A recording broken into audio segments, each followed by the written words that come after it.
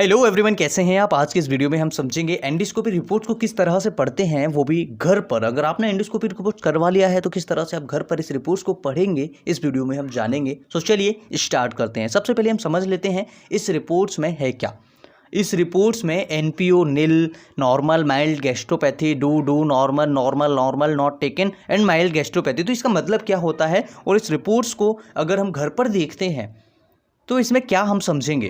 देखिए, ऊपर का जो पार्ट है ये ईसोफेगस का पार्ट है, नीचे का स्टमक का पार्ट है और ये ड्यूडेनम का पार्ट है, राइट। तो जो ड्यूडेनम का पार्ट है इनमें कोई परेशानी है या नहीं है, आपके स्टमक में कुछ परेशानी है या नहीं है, आपके खाने की नली में कुछ परेशानी है या नहीं है, इस वीडियो में हम समझेंगे।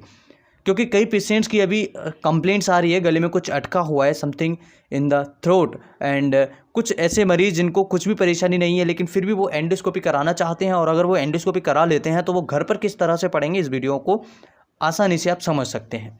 यहाँ पर प्रिपरेशन एनपीयू दिया हुआ है। इसका मतलब होता है कि अगर आप एंडोस्कोपी रिपोर्ट्स कराना चाहते हैं तो करीबन 7-8 घंटे पहले आपको खाना खाना चाहिए और एंडोस्कोपी रिपोर्ट के 8 घंटे पहले आपको कुछ भी नहीं लेना है। 8 घंटे के बीच में आपको कुछ भी नहीं लेना है, इस बात को आपको ध्यान रखना है। ये होता है एनपीओ का मतलब। मेडिकेशंस की बात करें तो नील, यानी कि किसी प्रकार की आपको मेडिकेशंस नहीं दी गई, आपने किसी प्रकार की मेडिसिन्स नहीं ली है। ईसोफेगस यानी कि जो खाने की नली है इसमें दिखा हुआ है नॉर्मल। तो नॉर्मल यानी कि आपके ईसोफेगस में कोई भी परेशानी नहीं है। अगर ईसोफेगस में कोई समस्या आती है तो उसका, जैसे फॉर एग्जांपल नैरोइंग है या फिर ट्यूमर है या फिर वहाँ पर कुछ इंस्ट्रक्शंस वगैरह है, वो थोड़ा सा सिकड़ा हुआ है या फिर वो सही से काम नहीं कर रहा है, तो ऐसी कंडीशन में यहाँ पर लिखा हुआ आ जाएगा, ठीक है। तो नैरोइंग यानी कि जो आपकी खाने की नली है उसका जो डायमीटर है, जो उसकी साइज़ है वो कम हो जाएगी। वैसे नॉर्मल इतनी है और अगर नैरोइंग लिख के आता है तो ये इतनी हो गई, ठीक है। तो खाना खाने समय हमें लगेगा कि हमारे गले में कुछ अटका हुआ है या गले में कुछ फंसा हुआ है, ठीक है। तो यहाँ पर नॉर्मल है, यानी कि खाने की नली से रिलेटेड कोई परेशानी नहीं है। स्टमक की बात करें, फंडस, बॉडी, एंट्रम, पाइलोरस, ये स्टमक के पार्ट होते हैं छोटे छोटे, जो जहाँ पर हमारा खाना स्टोर होता है उसके ये पार्ट्स होते हैं। तो यहाँ पर फंडस में हमें देखने को मिला है माइल्ड गैस्ट्रोपैथी। तो माइल्ड गैस्ट्रोपैथी क्या होती है नीचे हम समझेंगे। बॉडी डू, लेकिन बॉडी फंडस में हमें थोड़ा सा देखने को मिला है गैस्ट्रोपैथी। ड्यूडेनम की बात करें, ड्यूडेनम एक ऐसा पार्ट होता है जो हमारा खाने की नली का नीचे हमारा स्टमक होता है जहाँ पर खाना स्टोर होता है, इसके नीचे का पार्ट जो होता है उसे हम ड्यूडेनम कहते हैं। तो ड्यूडेनम एक ऐसा पार्ट है जहाँ से खाना निकल के सीधा आंतों में पहुँच जाता है और ये छोटी आंतों का भी हिस्सा कहते हैं।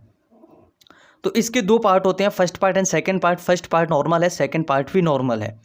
यहाँ पर बेसिकली ड्यूडेनम में जो अल्सर पड़ जाते हैं, काफ़ी बार आपने देखा होगा कि पेट में छाले पड़ गए, पेट में छाले पड़ गए। तो पेट में छाले दो तरह के होते हैं, एक होता है स्टमक और एक होता है ड्यूडेनम में। तो स्टमक के जो छाले होते हैं वो अलग होते हैं, ड्यूडेनम के छाले जो होते हैं वो अलग होते हैं, ठीक है। दोनों के अलग अलग फीचर्स हमें देखने को मिलते हैं।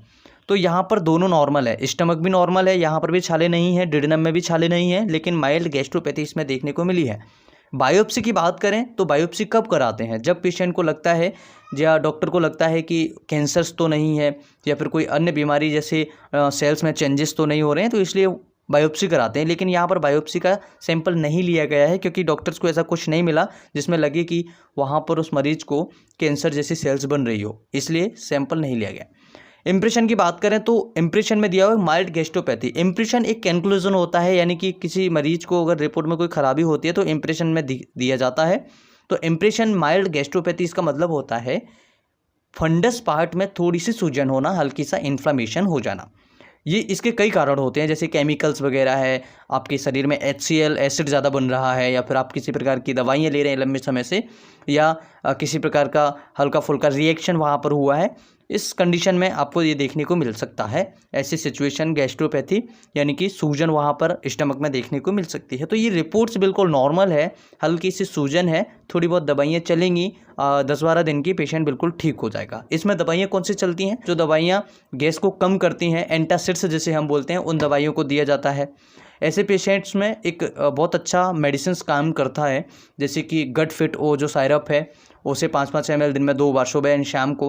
और जो एंटासिड्स होती हैं जैसे पेंटाप्रोजोल है, पेंटा डी टैबलेट है, या फिर रेबिकान DSR है, या फिर अन्य प्रकार की दवाइयाँ जो एंटासिड्स होती हैं, इस प्रकार की दवाइयों से ये पेशेंट बिल्कुल ठीक हो जाता है। इसमें किसी भी पेन किलर दवाई देने की ज़रूरत मरीज को नहीं होती है। इसके साथ में ठंडी वंडी चीज़ें पेशेंट नहीं लेना चाहिए, जैसे कि आइसक्रीम्स है, कोल्ड ड्रिंक्स वगैरह है, फ्रिज का ठंडा पानी है, नहीं लेनी चाहिए। सो इस वीडियो में हमने समझा एंडोस्कोपी रिपोर्ट्स को किस तरह से पढ़ना चाहिए और किस तरह से आप इसका ट्रीटमेंट कर सकते हैं। आई होप कि वीडियो पसंद आएगा। वीडियो पसंद आए तो लाइक शेयर एंड सब्सक्राइब करें, कुछ पूछना था तो कमेंट करें। फिर मिलते हैं इसी तरह की नई वीडियो में, तब तक के लिए नमस्कार, जय।